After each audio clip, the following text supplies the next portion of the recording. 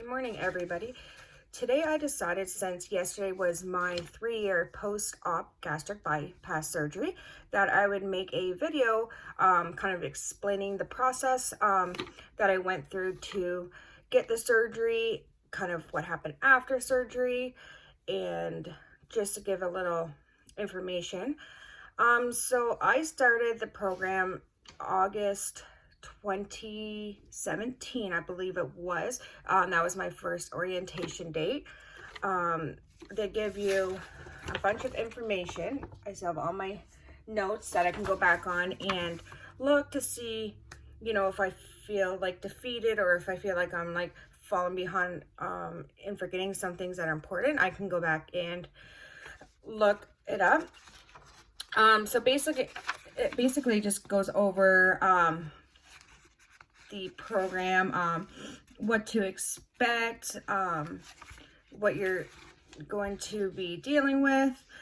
So everybody says getting weight loss surgery is the easy way out, and I totally disagree.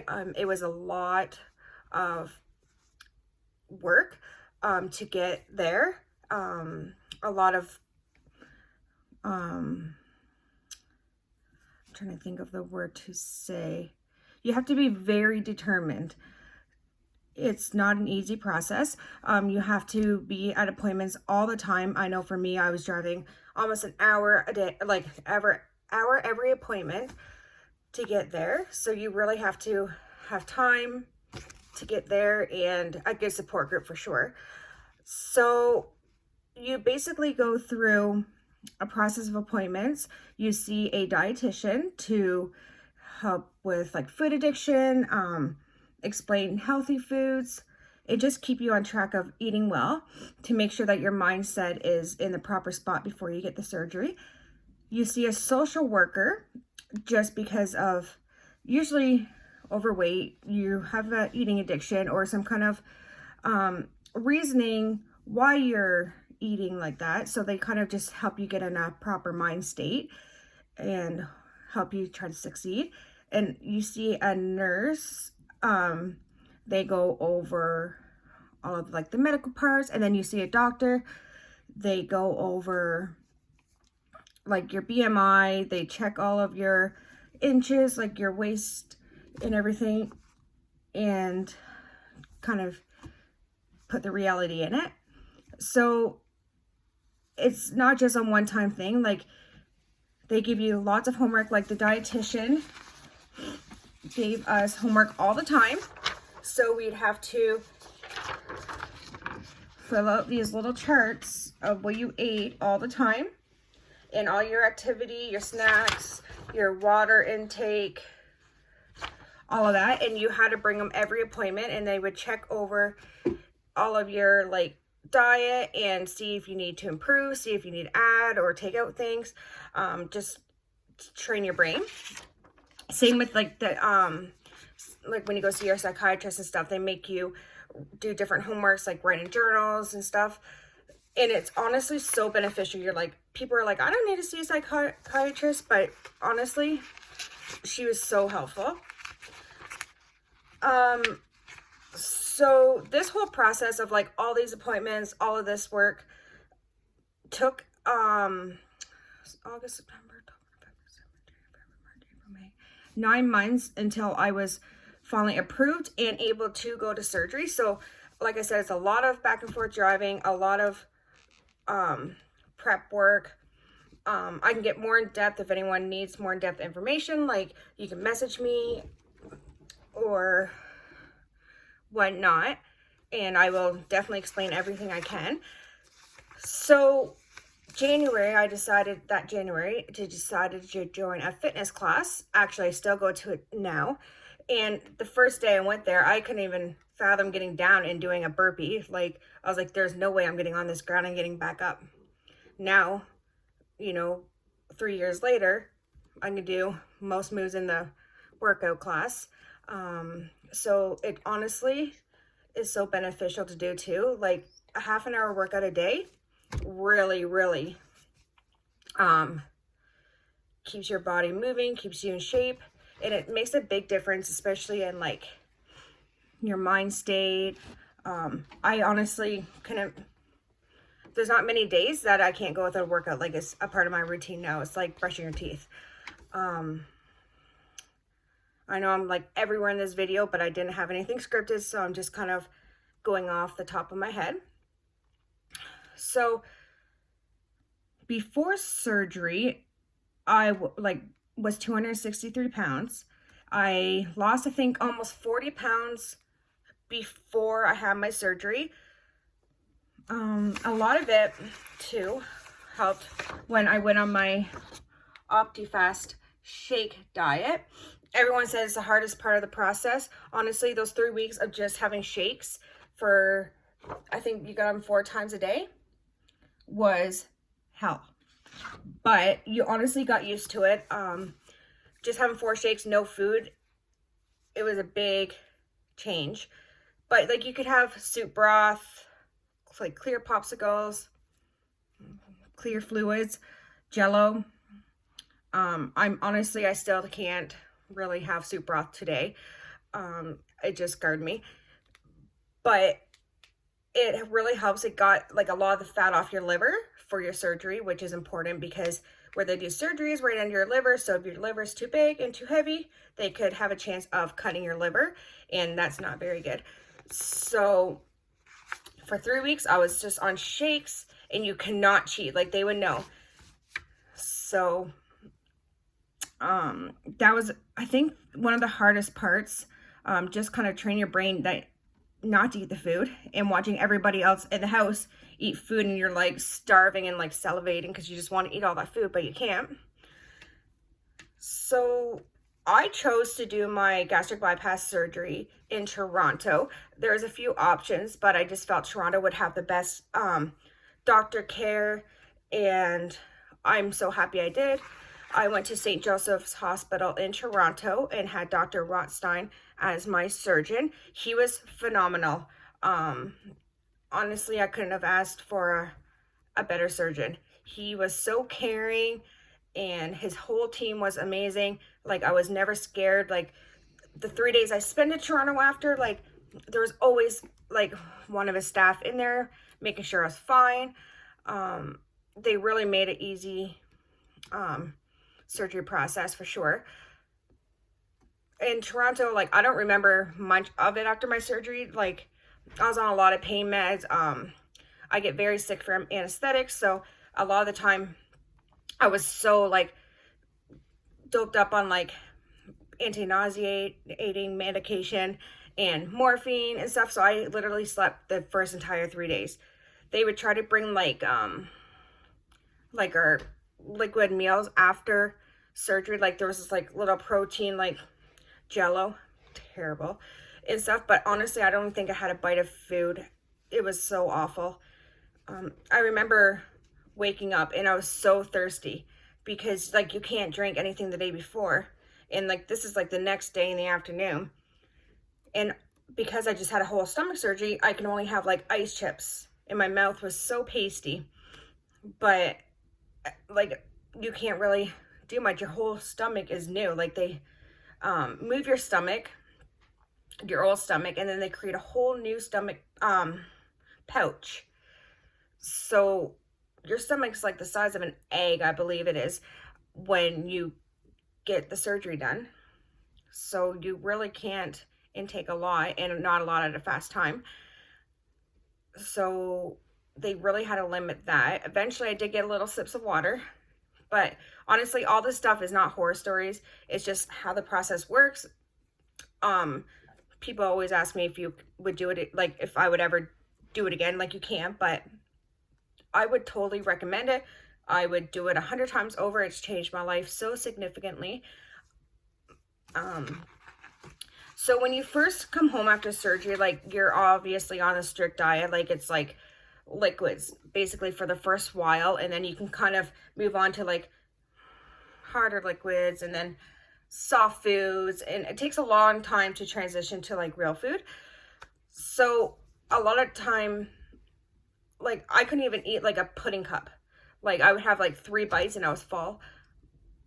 There wasn't a lot of eating at first, so that's when like a lot of your weight just comes off. Like, you really are so full you can't eat because you have such a small stomach.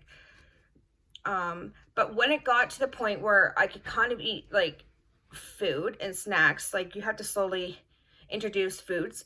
A lot of my go-to was I would have like a little piece of Melba toast and I'd put like tuna on it for protein. Sometimes a tuna too was still too heavy for your stomach.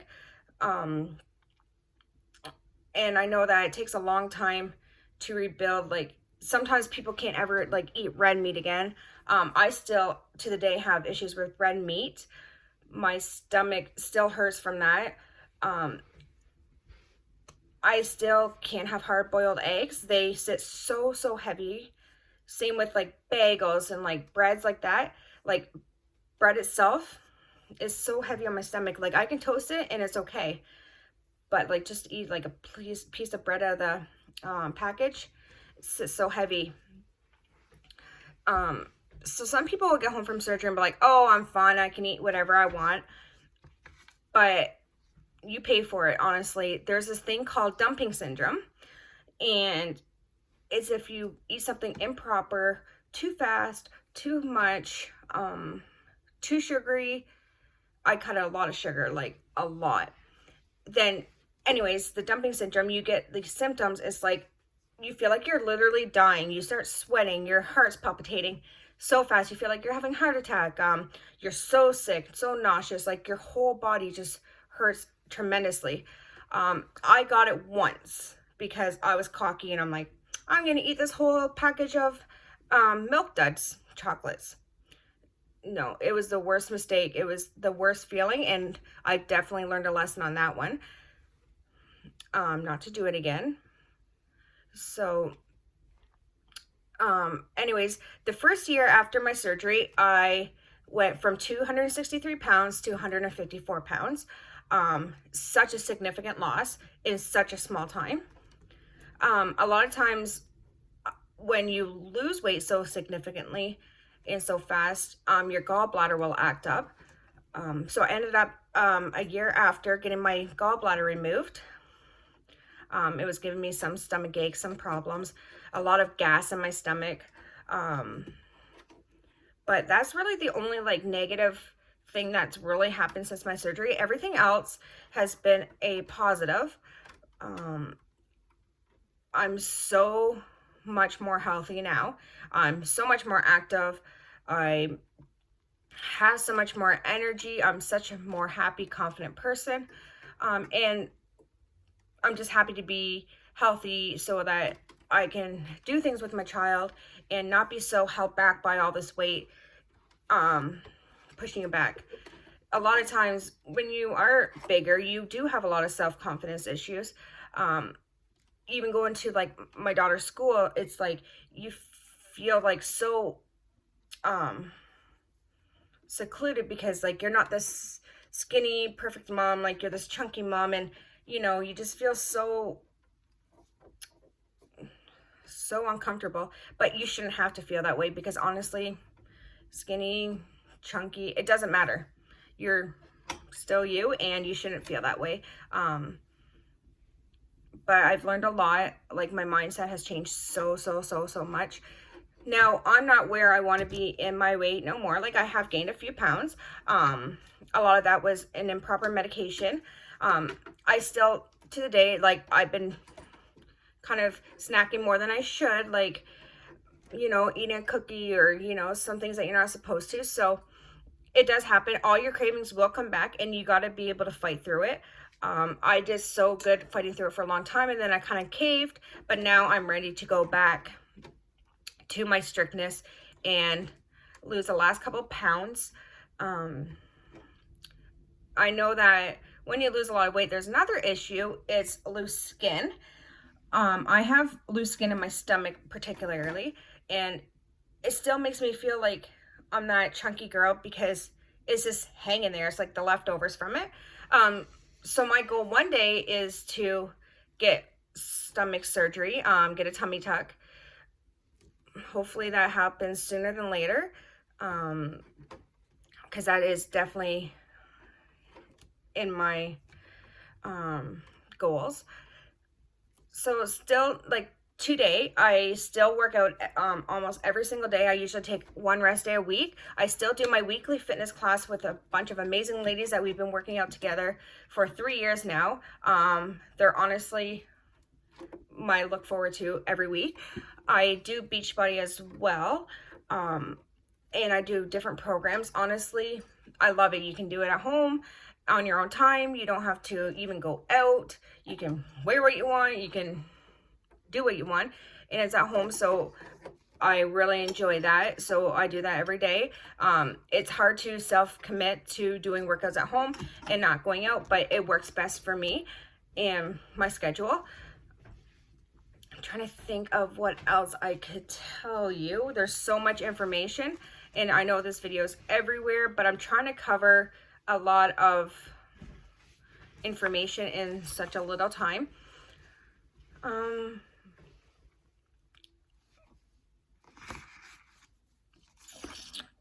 I know that a lot of people are weary on this surgery. I know there's a lot of high risks and whatnot, but I just went for it. I was like, you know what? I could get the chance of being healthy, and I could live and do everything with my daughter, or I can just be overweight and have worse health problems. So I took the risk, and I'm glad I did it. Like, I had such a vitamin D deficiency, extreme sleep apnea. My BMI was ridiculous out of this world. I was very overweight, especially because I'm short. So that weight was not very healthy for me. Now my BMI is good. I don't have any more deficiency. I don't use my sleep app machine no more. The only thing I have a little bit now is low iron, but I'm on iron medication for that. And it's just because your body, like when you get a new stomach, your body has troubles like absorbing all the minerals and vitamins it should. So like there's a lot of vitamins that I do have to take every single day. And I've been so good on taking them. I have not missed a day since my surgery. I have a little pill, you know, like pill container for days of the week, and I fill it every week, and I'm really strict on taking my vitamins and stuff to be the healthiest I can be.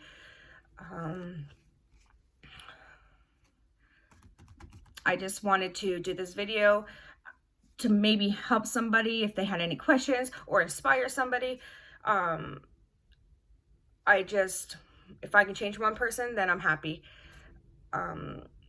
Like I said, there's probably so much I missed in this video and so much more information I could tell. So honestly, if anyone has any questions, feel free to comment, message me. I'm always here to help. So anyways, I hope this video helped you guys a lot, and have a great day. Bye.